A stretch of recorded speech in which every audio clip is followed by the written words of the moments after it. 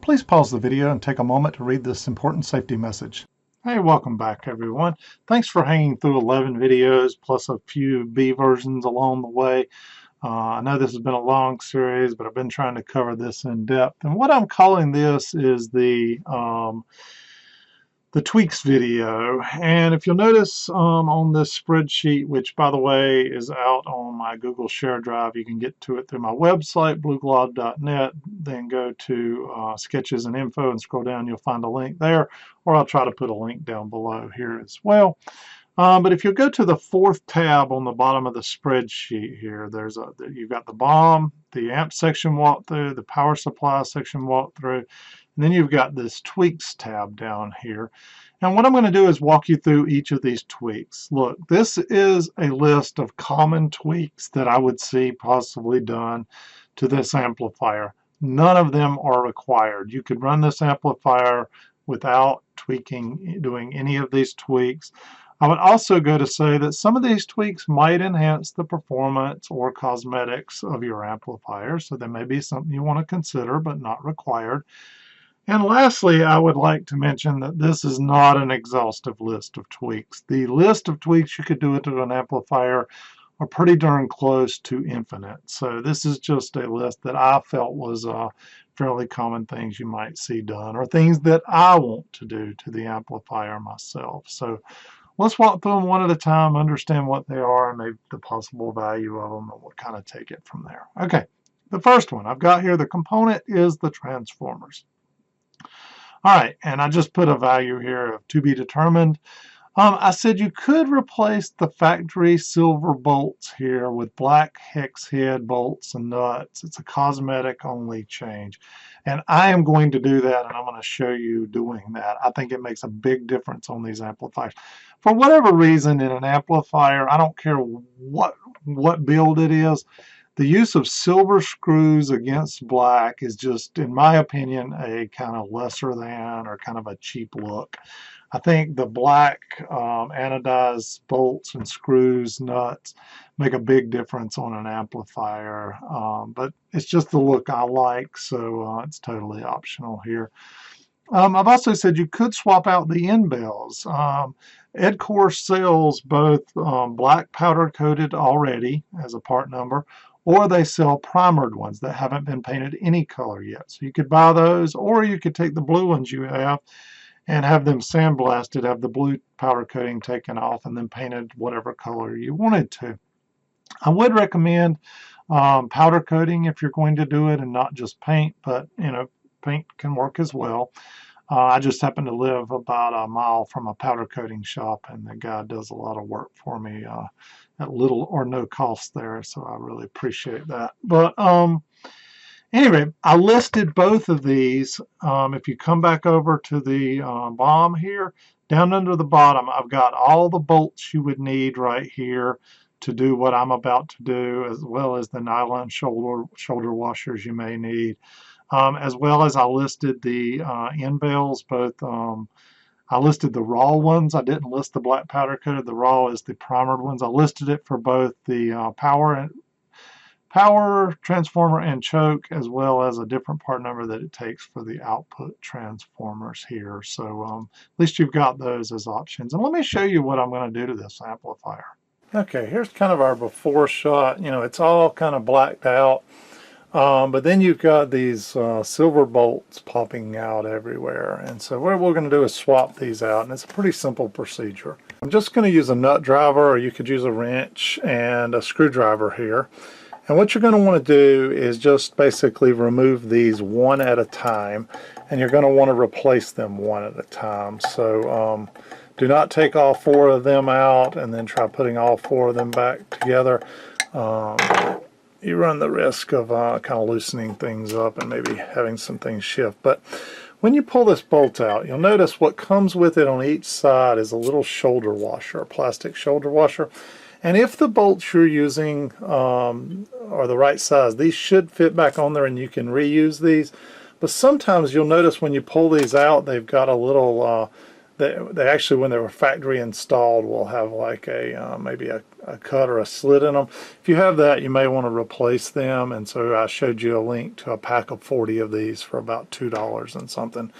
But you're going to want to leave those shoulder washers in on each side and put your new bolts through. And similarly, once you put the new bolt and the new washer through, you'll just tighten things back down. What I really wish is you could buy some black nylon shoulder washers. That would look really good. But you can start to see here how you kind of got this black look going versus the chrome look.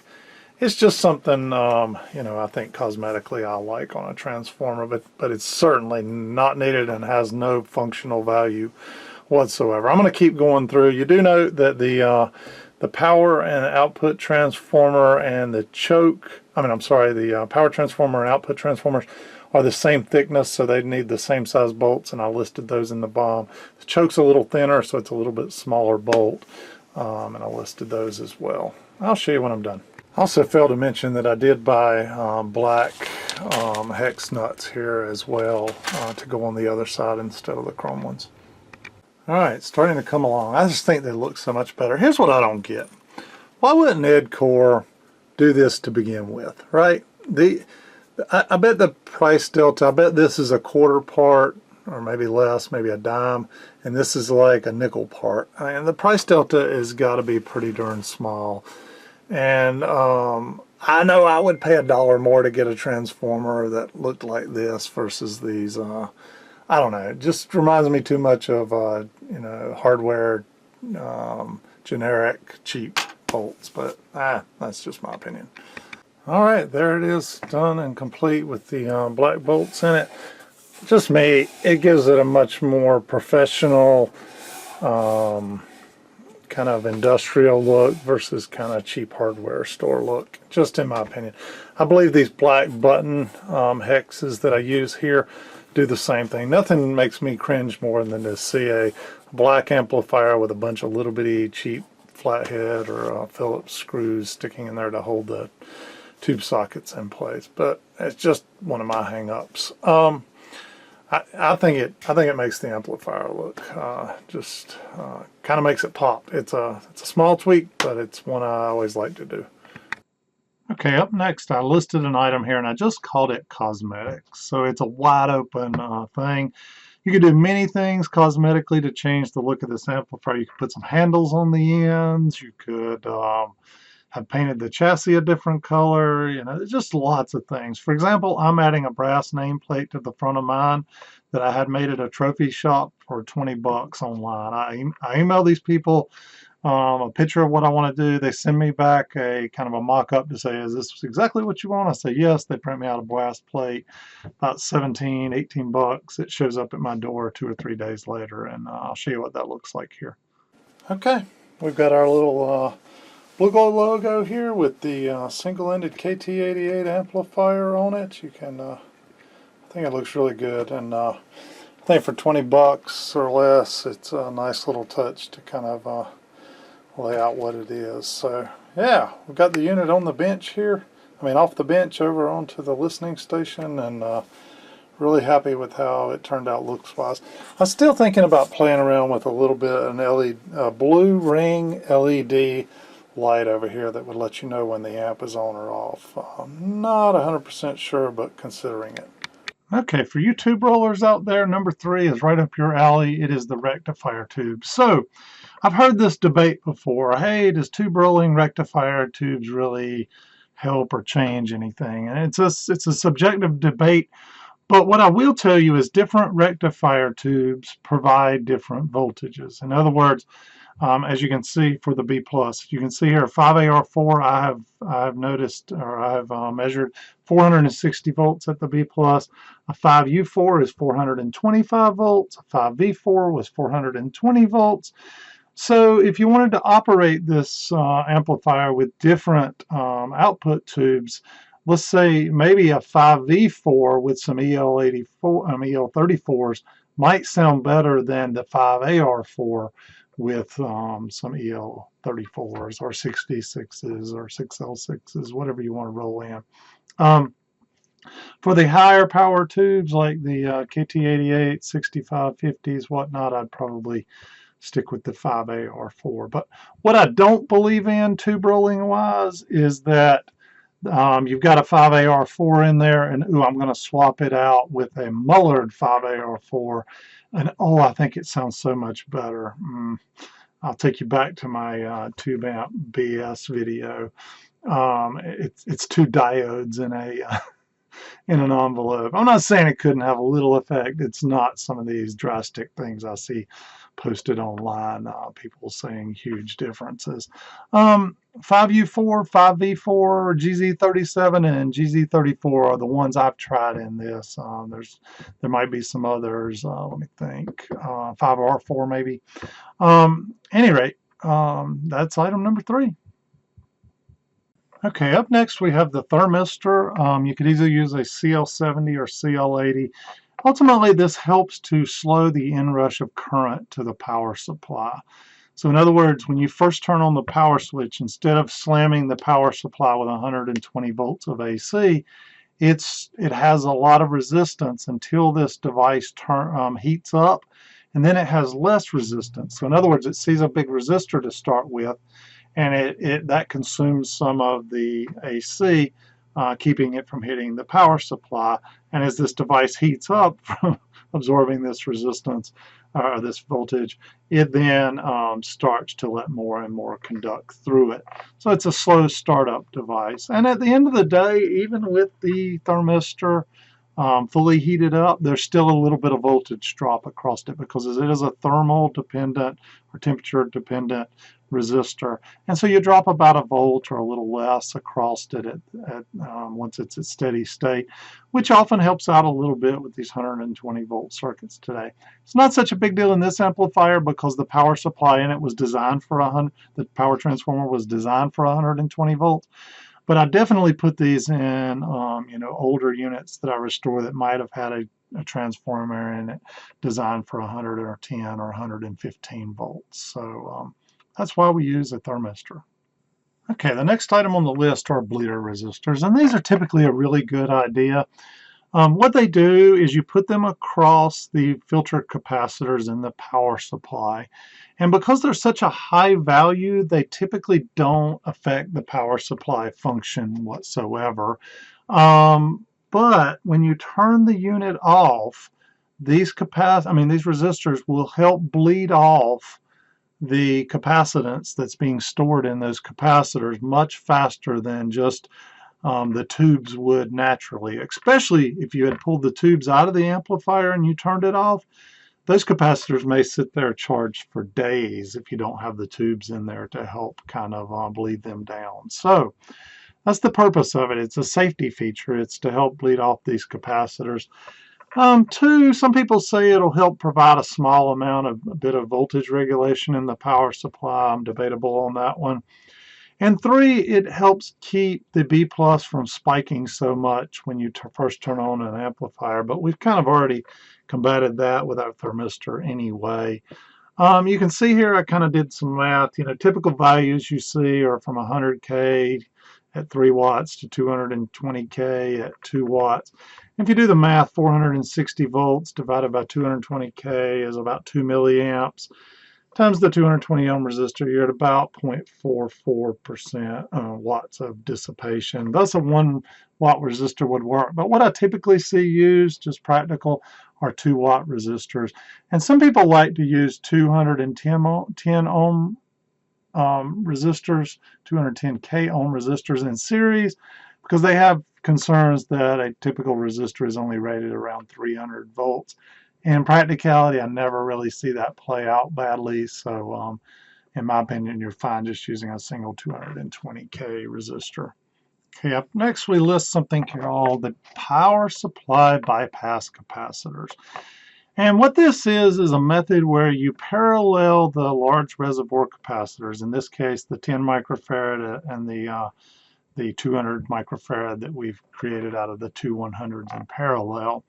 And what you would do is you would parallel that with some values that might be 100 times that, and maybe even 1,000 times that. So I'll give you an example. If you had a 1,000 microfarad capacitor, you would put a 1 microfarad capacitor across that in parallel, and also a 0.1 microfarad across it in parallel. What this is, it's an effort to provide a better path to ground for high frequencies that might get into your amplifier somehow, and to remove the potential of high frequency noise in the power supply. You see this done much, much more with a solid state rectified power supply. And the reason being is you've got the noise of the diodes themselves that can become a high frequency noise, and this helps cut that out. For a tube amplifier using tube rectification, I said here, it's a very subjective subject, and you'll see some experts say they're a must, other experts saying they're of no use at all. So I'll leave that for you to debate out yourself. All right, rectifier backup diodes. This is not something you see done a lot, but I have seen it in some high-end audio amplifiers designed by some of the industry's well-renowned individuals. Matter of fact, I've got a Dennis had Inspire amplifier, and he has used these in it. Typically, they're just 1M4007 or 1U4007s. And what you do is you basically feed them in series with the rectifier diodes. So in other words, you would kind of feed the cathode or the striped end. You would connect those directly to pins 4 and 6 on your tube socket. And then the other side of that, you would just feed to where you were coming out of the power transformer to feed pins 4 and 6 normally. What that in essence does is it doubles the peak inverse voltage rating of the rectifier circuit. And it feeds a pre-rectified pulsing DC into your tube rectifier versus AC. Some people say this helps prolong the life of your rectifier, and in the event, one thing it definitely does do, in the event of a tube rectifier shorting, it could help protect the high voltage winding of your power transformer. So just something to think about here. It's not something I see done a lot, but I have seen it done from time to time. Okay, you can actually see a picture of this in play here out on Rob Robinette's website, which by the way is a wealth of knowledge. If you have 3 hours one day to lose in your life, I promise you will learn a ton about tube amplifiers, and you can see the URL here. It's robrobinette.com. But you can see here, and I found it in one of the designs he had here, you can see the backup diodes. He's using some unused pins on the tube here to basically tie your wires off and then connect off to pins 4 here and pin 6 as drawn here. So and it says here the backup diodes mounted and it kind of tells a little bit of what he believes what value they add. So I didn't dream this one up.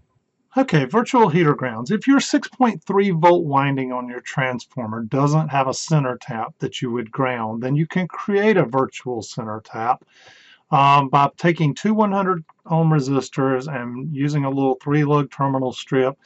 Take one side of the 6.3 volt winding out of the transformer to one tab on the right hand side, take the other one to the left hand side, and then tie the center down to ground and put a 100 ohm resistor between each side and the center lug. And what you're doing there is basically creating a virtual ground that's supposed to help with noise in the filaments, because at that point these filaments aren't just floating freely, they're referenced back to ground. There again, maybe a little subjective, but we did this one in our amplifier, and I've always had good luck with it. I've built quite a few amplifiers, and I've really never had issues with hum coming in on my filament windings. So must be doing something right here. Okay, much like you have capacitors between the stages of your amplifier that are used to couple the AC but block the DC, sometimes people choose to also put one of these on the input of their amplifier. And the purpose of that is, for whatever reason, the upstream device you're using that you're driving it with, whether it's a tube preamp or some other device, if they did not do a good job of decoupling the last stage of it in their in the previous device, then you could feed some high voltage in over the over the RCA jacks into the grid of your first tube in this amplifier, which would cause an issue with your tube. So it's a little more, it's just a safety measure. You could put one in place there. Typically a 0.1 microfarad 400 volt is what you see there. However, I did not put one in because I believe it's the job of the previous device to do a good job decoupling any DC before it sends it out of the device into your amplifier. And also, I believe in a minimalist approach, and I'll talk about that a little bit more here in a minute. Okay, another tweak you could do is a standby switch, and what that would be is coming off of the B+, before your first filter capacitor, between the rectifier and the first filter capacitor, you could put a switch there. And what that switch would be for is when you turn your amp on, it would let the heaters of the tubes warm up before you flip this standby switch on, which would ultimately then provide B+ to the tubes. In other words, you're warming the tubes up before you're applying your plate voltage to them. You know, this is a subjective topic. There are some people that will say that it helps prevent something called cathode stripping of the cathodes, and others will say, hey, that's only valid on very large HF transmitting tubes and adds no practical value to an audio amplifier. It's a subjective topic for sure. Put one in if you wish. I rarely do. Another item you could do is instead of the Alps volume pot that I used, you could use a 100K audio taper, you know, potentiometer that's a stepped attenuator, in other words, a bunch of precision resistors in there. Some people are fans of those. I like the smooth sweep found in the Blue Alps attenuator. And up next is probably one I'm considering myself. I'm looking at an LED power switch for this unit that has a built-in LED that would be fed off of 6.3 volts, and I would just have to build a little circuit to convert the AC to DC for it.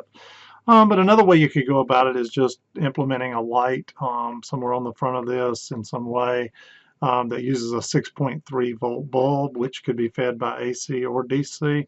And if it can be fed by either, then you can run your filament wires directly to that bulb. And as you turn the amp on, the light would come on. As you turn the amp off, the light would go off, just to let you know your amp's on. You know, the last few I've built, I've not put indicator lights on them. The reason being is I like to sit in my office with the lights off and kind of listen to music and just have the glow of the tubes going on. And if you got this big blue or green or red light staring at you, it kind of distracts from the tubes. The downside is you might walk off and forget that your tube amp is turned on because once you turn the lights on in your room, it's harder to see the filaments glowing, and so you could leave your tube amp on unintentionally. Okay, up next would be tube plate current meters. So with this nice 2-inch tall chassis that we have here, we could have mounted 2 meters on the front of it, one for each channel, and we could have seen, you know, measured the plate current there, or possibly could have put some VU meters in there if we would have wanted to see them dancing around. Anyway, this is a little more difficult than it sounds in practice.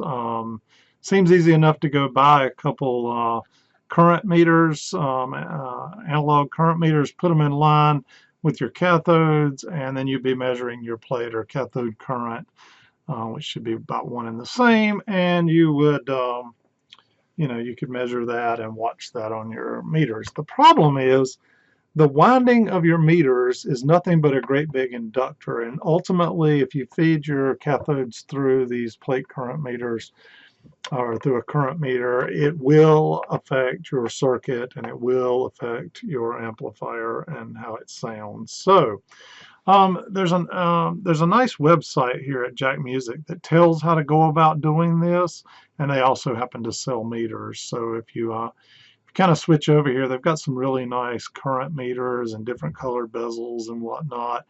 And you could pick whether you wanted a 50 milliamp or 100 milliamp. This 100 milliamp would be what I would put on this amplifier because that's what the transformers are rated for. And we're probably running about 80 milliamps. And then they also have a sheet here that tells you how to go about wiring these up so that you're not feeding directly off of your cathodes, you're kind of feeding off of a voltage divider over here, and you're measuring it this way. So you can follow the instructions here if you decide to go down that path. Okay, another tweak you could do if you wanted to, you could have built this amplifier as a monoblock setup instead of a single stereo amplifier. You just have to separate the amplifier into two chassis. You'd basically need to double up all the power supply components. And if you were smart enough, you could figure out you could probably reduce the size of the power transformer on each side because you wouldn't need as much. And I got to help you with that if you needed. You could, you'd have to double up the 6M1P. You'd have to have that one on each side because you really can't split that across two chassis. It may help with some IMD, intermodulation, distortion, and channel separation, but it comes with the trade-off of additional cost of extra chassis and components. But it would be a really simple thing to build this into a separate into separate monoblocks. I'm guessing it would add about another $200 or $300 to the about $200 ish to the overall build cost. And but you could have a set of monoblocks then. I've personally found stereo amps, and I've got a lot of mono setups. I've found that you can get really good quality out of a stereo amplifier if built properly, and I don't think it's always worth the extra cost and effort. But there again, if you're one of those guys that's got the money and want to spend it, that might be a path you'd want to go. And last on my list here, I have the input and output jacks. The ones I put in the BOM, they're just your average stuff that you see on most amplifiers. You could upgrade that. I actually use some silver-plated ones, and I like those. And actually in the BOM, if you flip over to it, down in the bottom here, I give you the higher end set that I'm using. And as you can see here, you'll have about $46 in using the ones that I used versus if you use what's in the amplifier right now, you'll have $13.32 in that. All right, that's it for the tweaks. There's probably hundreds more you could tell me I've forgotten about, and I probably will remember some as soon as I finish this video that I should have added to it. But I will tell you, I like a minimalist approach. Okay, you can add until you add a lot of things to your amplifier, and at the end of the day, what you've created is complexity. And oftentimes, complexity is the downfall of an amplifier. It ends up being these extra components that fail. I like a minimalist approach. The less things that are there, the less things can color the sound of your audio, the less things there are to fail. And that's just my approach. Different people have different tactics on that type thing. All right, we're going to wrap this video series up now. I just want to say thanks for everybody that hung through. I think it's 12. This is version 12 plus 2 B editions I had. I think it was 14 videos all total here. I just want to say thanks for sticking through it. I probably misspoke. I know in my previous video, video 11, I said CRC circuit a couple times when it was CLC. It's easy to do those things when you're making videos. There's a lot going on when you're making a video, much more than just getting what's off of in your head out into the microphone or on the camera. So thanks for sticking with me through those things. Feel free to point them out, and I'll try to correct if possible. I think I will probably come back a month or two from now after playing with this amp a little more. Maybe do a little follow-up video, maybe answer some of the questions you guys have posted in the comments between now and then. So there might be one more video in this series, but onward and upwards, we got some more fun projects in the works, and one of those in 2019 will be a preamp designed to drive this. Some guys have asked me about phono stage in that, and yes, I do intend to put a phono stage in it, and a pretty unique one at that. So stay tuned, everybody. Thanks for watching.